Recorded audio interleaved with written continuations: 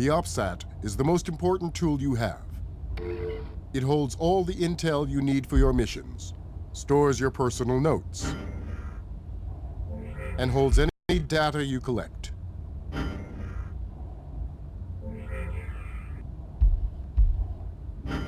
It also reminds you of your objectives.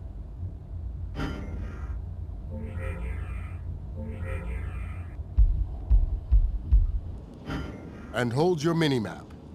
The minimap tells you where you are and where your objectives are. It also gives you a detailed map of your surroundings. Believe me, being able to look at potential escape routes can be a lifesaver.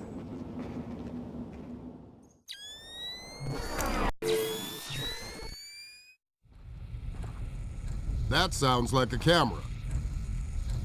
You have a special tool for this. The lab boys call it an optically channeled potentiator. I call it the OCP. It's right there, mounted on your pistol.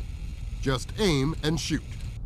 The green light means it worked, but to be sure, all you have to do is switch to blue vision. If you see nothing, that means it worked, but it's not disabled for long, so you'd better hurry.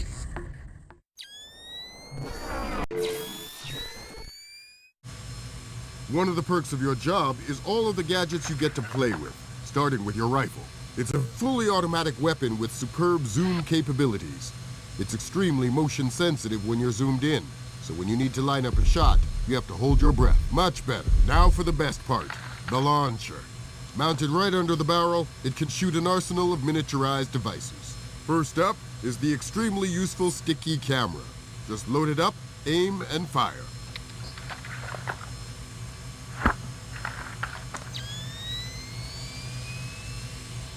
Only one guard to take care of. Good. Then there's the sticky shocker. It's the same drill. Select, aim, and fire. Those are two of the many gadgets you'll be working with. You'll pick up more along the way, and their specs will be available on your PDA. Pay attention.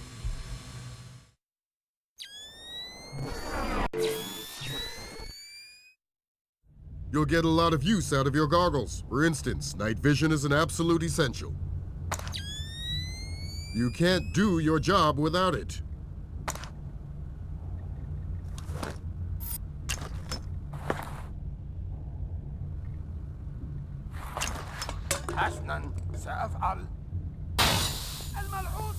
Another useful vision option is thermal vision. There's nothing like it to see through smoke and fog.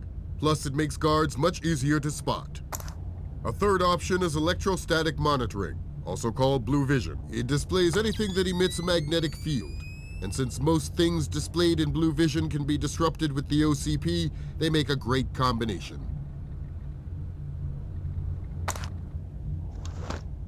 Another vision mode deals with sticky cams.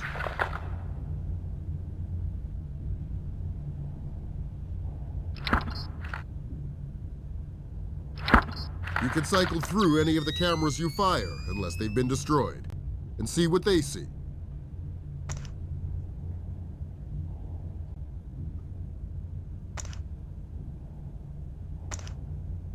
And there's one more mode you can use. It's called the EEV, and it allows you to scan objects for information. You can also use it to distance hack electronic devices. Think of it as hacker binoculars.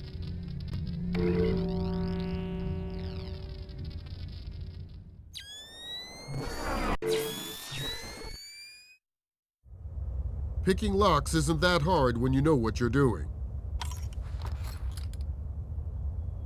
Find the right direction and keep at it. Eventually, the pin goes down. But if you're in a hurry, a knife makes a decent alternative. It's fast, but it's noisy, and that's risky.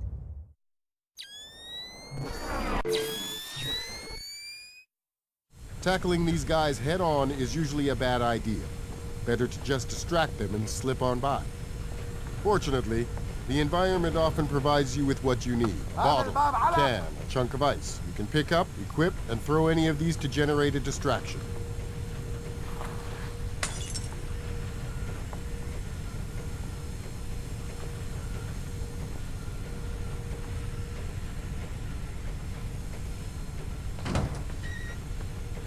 TVs and radios work too. Just play with the volume or the on-off switch. Damn it! What was that?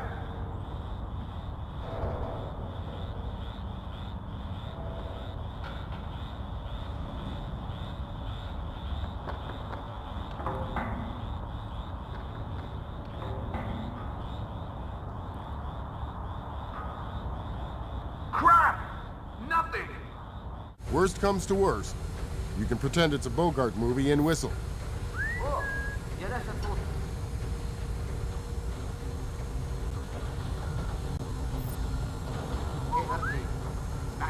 True, it's a bit riskier because it attracts the guards to your exact location.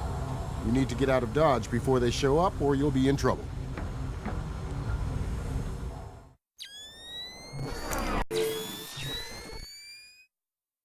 One thing you'll learn is that there is always somewhere to hide. If you can't find one on the ground, then start looking up. Keep a lookout for places where you can do a split jump too. Your eyes will learn to gravitate to good spots for this automatically.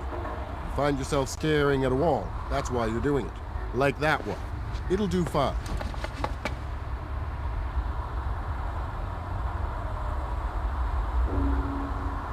From there, you still have access to your equipment.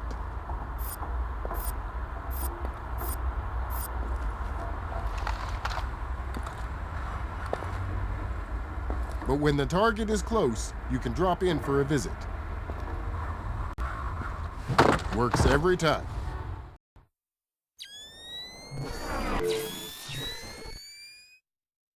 Always watch for beams or pipes along the ceiling.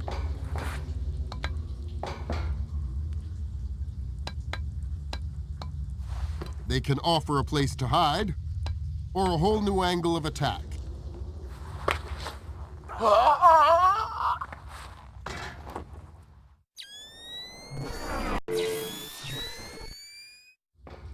Usually you work alone, but from time to time you're going to have help.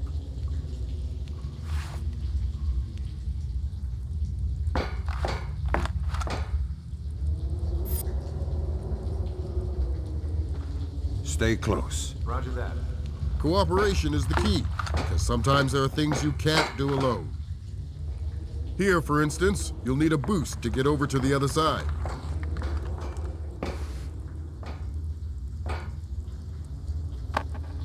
There you go. If by any chance your partner goes down and you get to him in time, you have the equipment to revive him. Nice teamwork, men.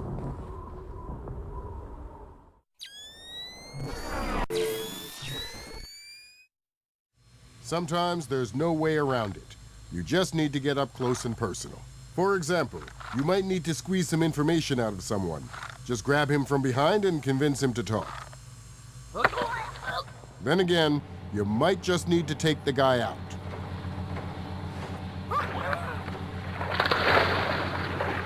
I don't like you racking up a body count, so I'll reduce your mission rating if you start generating corpses. It's generally better to just knock them out. Now, see what he has to say. I think he'll cooperate.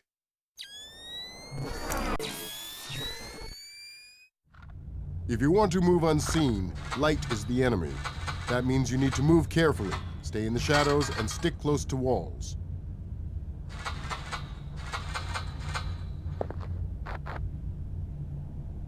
Staying low helps too. You might move more slowly, but you're harder to spot and you make less noise.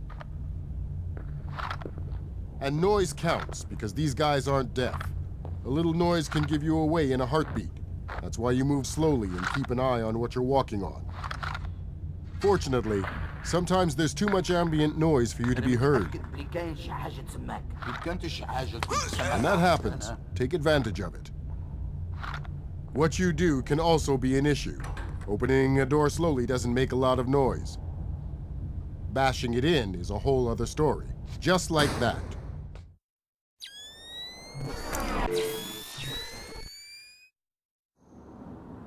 The UV rays from this help you see any fingerprints that might be there. Just equip it and look around. Any print that's there will glow if the UV beam hits it.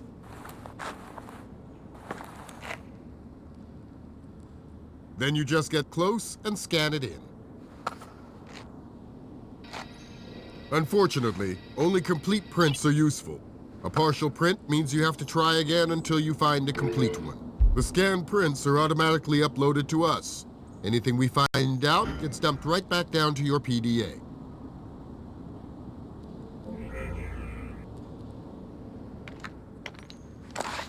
That's all there is to it. Happy hunting.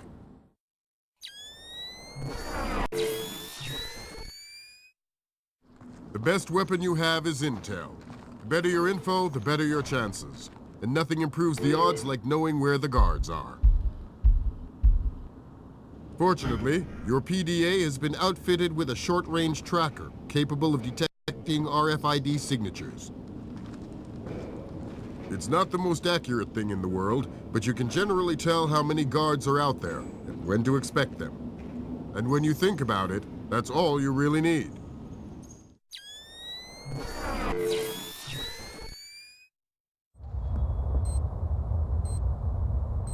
That's the sound of a wall mine. Not a good sound.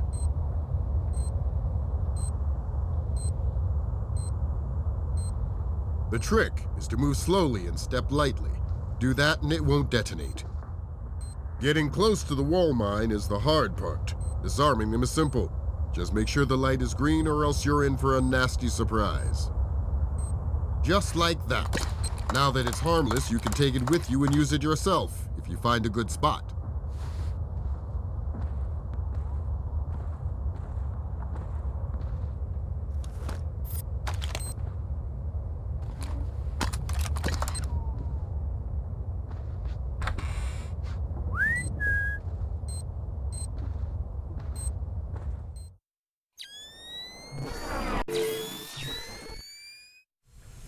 Third Echelon was founded on the principle of covert information gathering through physical infiltration. So don't go blasting your way through everything.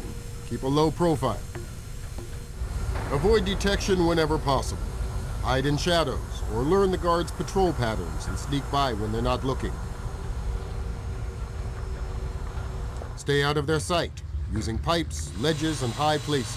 If nobody spots you and there are no corpses left to find, no one will ever know you were there. That's the only way to earn a perfect mission rating, Sam.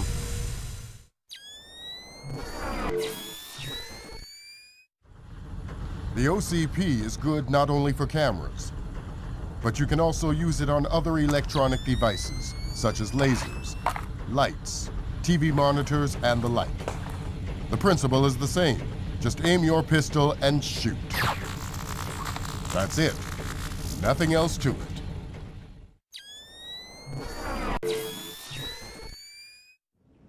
Here we go, Sam. Undercover in enemy territory. If you don't play your cards right, this is going to be a really short ride. The first rule is no kills. You might get away with knocking a few of these guys out. If you kill one, they'll turn the place upside down. It would make things complicated. Second, you can't be identified. If Sam Fisher gets caught snooping in a restricted area, they just might be a little suspicious. Your mask will keep you from being ID'd right off the bat. But if you're nabbed, they'll want to take it off and see who their visitor is. On the bright side, Emile Dufresne's the sort who wants answers, and his followers are well trained. If you're caught, he'll want you to talk, and that means his people will arrest you, not shoot you. Better yet, I've given you all those toys you love, like the launcher. It lets you either shoot gadgets or use the OCP, 2 for the price of 1. The bad guys have no idea what you've got up your sleeve. Now, back to work. You're on the clock here.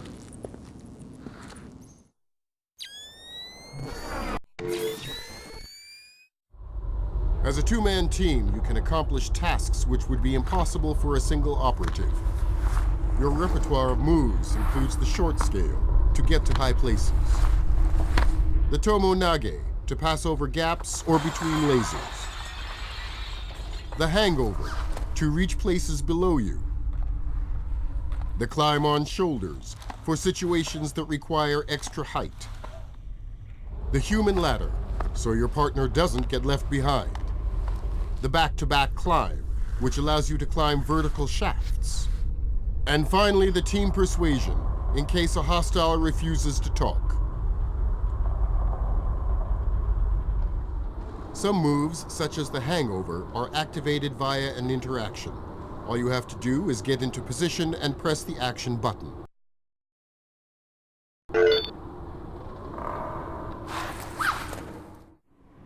The other moves, like the Tomo Nage, are activated using the co-op button.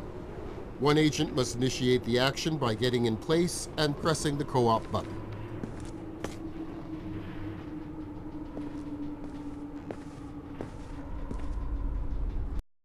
The second agent then completes the move by getting closer and also pressing the co-op button.